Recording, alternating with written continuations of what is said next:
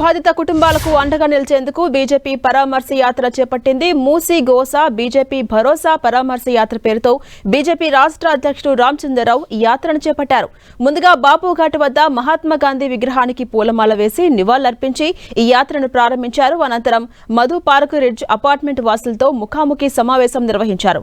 Musi river front అభివృద్ధి కార్యక్రమం పేరుతో ఇల్లు కోల్పోతున్న బాధిత కుటుంబాల ఆవేదనను అడిగి తెలుసుకున్నారు. ఇక కాంగ్రెస్ ప్రభుత్వం చేపట్టిన బలవంతపు చర్యలను వెంటనే నిలిపివేయాలని బీజేపీ రాష్ట్ర అధ్యక్షుడు రామచంద్రరావు డిమాండ్ చేశారు. మూసీ సుందరీకరణ పేరుతో పేద ప్రజల ఇళ్లను కూల్చివేయడం అన్యాయమన్నారు. బాధితులకు న్యాయం జరిగే వరకు తమ పోరాటం ఆగదన్నారు రామచంద్రరావు.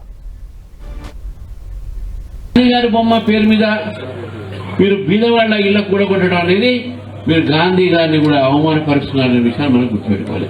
Your insulting Gandhi. కాబట్టి ఈ రోజు ఈ గాంధీ సరోవర్ ప్రాజెక్ట్ ని గవర్నమెంట్ కోరుతున్నాను, మీరు అబార్ట్ చేయండి.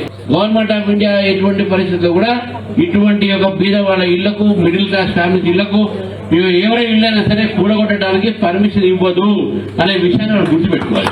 మేము మీతో ఉన్నాం, మీకు చెప్తా ఉన్నాం. రవీంద్ర గారిని చెప్తా ఉన్నాం. ఈరోజు మీ యొక్క ప్రాజెక్ట్ ఇల్లీగల్ ప్రాజెక్ట్.